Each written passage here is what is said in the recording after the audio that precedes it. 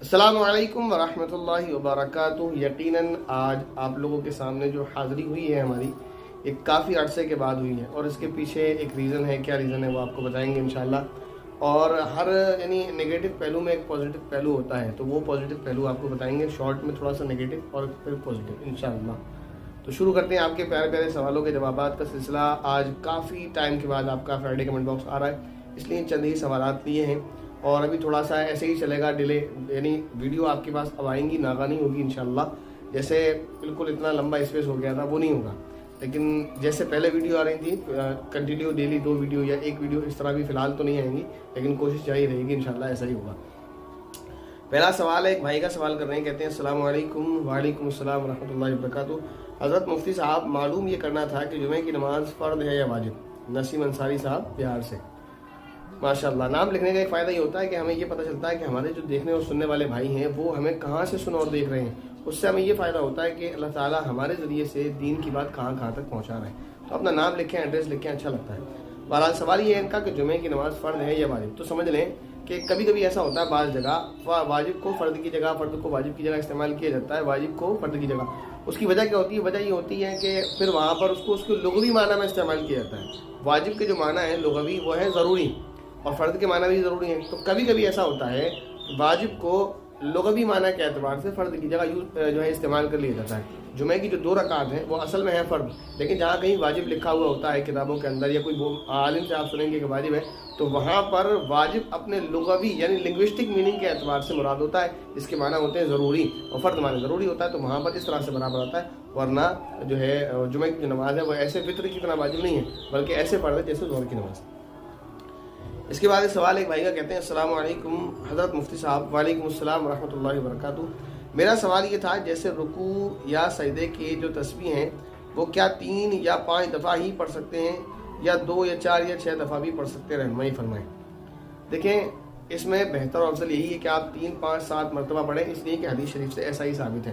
لیکن اگر کوئی 2 4 6 مرتبہ بھی پڑھ لے گا تو اس کی نماز ہو جائے گی، لیکن اگر انجانے میں ایسا ہوتا ہے تو کوئی گناہ بھی نہیں ہوگا، لیکن اگر معمول یہ بنا لے گا تو خلاف سنت عمل ہونے کی وجہ سے وہ گناہ گار ہوگا۔ تو ایسا نہیں کرنا چاہیے، جان کر ایسا نہ کریں، جان بوجھ کر آپ غلطی سے کبھی 4 مرتبہ یا 5 6 مرتبہ ہو جائے تو اس چیز اللہ کے ورنہ ہمیشہ کوشش کریں 3 5 7 اس طرح سے آپ کو پڑھنا ہے۔ اس کے بعد ایک سوال ہے، کہتے ہیں السلام علیکم حضرت مفتی صاحب۔ وعلیکم السلام ورحمۃ اللہ وبرکاتہ۔ جیسے میں 4 وقت کی نماز جماعت سے پڑھتا ہوں، لیکن 1 وقت کی نماز مسجد میں نہیں پڑھ رہا ہوں، لیکن اکیلا ہی پڑھتا ہوں، تو نماز ہو جائے گی؟ رہنمائی فرمائیں۔ جی، نماز ہو جائے گی، اور وہ 1 وقت کی آپ کی کون سی نماز ہے، کیوں پڑھتے ہیں، وہ آپ بہتر جانیں۔ کوشش یہ کریں کہ اس کو بھی آپ مسجد میں پڑھیں، نماز بہرحال آپ کی ہو جائے گی۔ اس کے بعد بھائی ایان صاحب کا ایک کمنٹ تھا، وہ یہاں لینا ضروری ہے کیونکہ وہ امپورٹنٹ ہے۔ انہوں نے کمنٹ کیا تھا، اس کا خلاصہ ہے، کہتے ہیں کہ اس ویڈیو میں یہ بات بیان کی گئی ہے کہ فضائل کے معاملے میں جو ہے بعض مرتبہ ضعیف حدیث کو قبول کیا جاتا ہے، اور کہتے ہیں کہ میں نے مفتی صاحب سے یعنی مفتی طارق مسعود صاحب سے بھی ایسا ہی سنا ہے، تو کیا یہ بات درست ہے یا نہیں؟ مفتی صاحب نے کہا ظاہر درست ہے۔ کہتے ہیں آپ کی کیا رائے اس معاملے میں؟ تو میری نہیں، تمام محدثین کی یہی رائے ہے، میں تو ایک ادنا سا طالب علم ہوں، محدثین کی یہ رائے، اور مفتی صاحب نے جو بیان کی وہ اسی وجہ سے کہ محدثین کی رائے، مفتی صاحب کی اپنی رائے بھی دین میں کوئی ویلیو نہیں کرتی، میں تو پھر بھی بہت چھوٹا طالب علم ہوں۔ مفتی صاحب نے جو بات کہی ہے وہی بات محدثین کی بات ہے کہ فضائل میں احادیث جو ضعیف احادیث ہوتی ہیں ان کو قبول کیا جاتا ہے۔ باقاعدہ ایک چیپٹر ہے، انشاءاللہ ہم شروع کریں گے احادیث کو، اس کے بارے میں حدیث اور اصول حدیث انشاءاللہ ہم بہت جلد پڑھیں گے۔ دعا کرتے رہیں آپ کہ میں کنٹینیو آپ کے ساتھ جڑا رہوں، اور آپ تھوڑی سی میری ہمت افزائی کریں اس طرح کہ آپ لائک کرتے رہیں، کمنٹس کرتے رہیں، اور ویڈیو کو آگے زیادہ سے زیادہ شیئر کریں، تو میری حوصلہ افزائی ہوتی ہے، فطرت ہے، نیچر ہے، تو حوصلہ افزائی ہوگی تو کام کو کرنے میں مزہ بھی آئے گا۔ تو انشاءاللہ کنٹینیو وہ اس طرح جاری رہے گا، انشاءاللہ ہم پڑھیں گے حدیث بھی اور اصول حدیث بھی۔ اس کے بعد ایک سوال ہے، ایک بہن کا انہوں نے سوال یہ کیا ہے، السلام علیکم۔ وعلیکم السلام ورحمۃ اللہ وبرکاتہ۔ اس نقشے میں 5:22 پر سحری کا ختم ٹائم دیا ہے، اور 5:25 پر صبح صادق کا ٹائم دیا ہے، تو سحری 5:22 تک کھا سکتے ہیں یا صبح صادق تک یعنی 5:25 تک کھا سکتے ہیں؟ تو یہ جواب میں نے پہلے بھی دیا تھا کہ نقشوں میں اس طرح کیوں ہوتا ہے کہ ایک طرف لکھا ہوتا ہے صبح صادق اور ایک طرف لکھا ہوتا ہے ختم سحر، اور دونوں میں اسپیس ہوتا ہے۔ حالانکہ مسئلہ شرعی یہی ہے کہ سحری بندہ صبح صادق تک کر سکتا ہے۔ اب نقشے میں 2 ٹائم دیے جاتے ہیں، ایک سحری کے ختم کا اور ایک صبح صادق کا، ایسا کیوں ہوتا ہے؟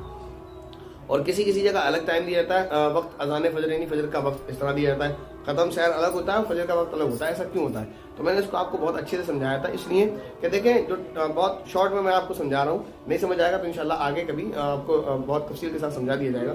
ایک ٹائم ہے، دن اور رات ہے، اس کی ابتدا ہو رہی ہے، ٹھیک ہے نا، یہاں سے شروع ہو رہا ہے، یہاں پر ختم ہو رہا ہے. تو اس کو ہم اپنی گھڑی میں کیسے باندھ سکتے ہیں ایک اندازے سے کہ یہ اسی ٹائم پہ چینج ہو رہا ہے. 2-3 منٹ کا تو فرق ہوگا نا، اندازہ ہی تو ہے. شارٹ میں کوشش کرتا ہوں آپ کو سمجھ آئے. تو ایک اندازہ ہے، ہم نے ایک اندازہ کر لیا کہ ہماری گھڑی کے اعتبار سے جو صبح ہو رہی ہے وہ 5:22 پر ہو رہی ہے، یعنی اس کے بعد دن ہو جاتا ہے، فجر کی نماز کا ٹائم کنفرم ہو جاتا ہے، ٹھیک ہے نا. لیکن پاسبل ہے کہ 1 منٹ پیچھے بھی ہو، 1-2 منٹ پیچھے ہو، ہمارا اندازہ غلط ہو، ٹھیک ہے نا. تو اگر ہم نے 5:22 تک کھا لیا تو پھر سحری ہماری نہیں ہوگی، نقصان ہو جائے گا، روزہ خراب ہو جائے گا. تو اس لیے اذان فجر سے پہلے کا ایک ٹائم رکھا جاتا ہے ختم سحری کا، اس میں 2 سے لے کے 3 سے 5 منٹ تک لوگ اپنے اپنے اعتبار سے اسپیس دیتے ہیں. یہ کیا جاتا ہے، یہ کیا جانا ضروری ہے تاکہ روزے کی ہماری حفاظت ہو سکے. امید آپ کو سمجھ آ گیا ہوگا شارٹ میں، ورنہ آگے انشاءاللہ آپ کو تفصیل سے سمجھا دیا جائے گا.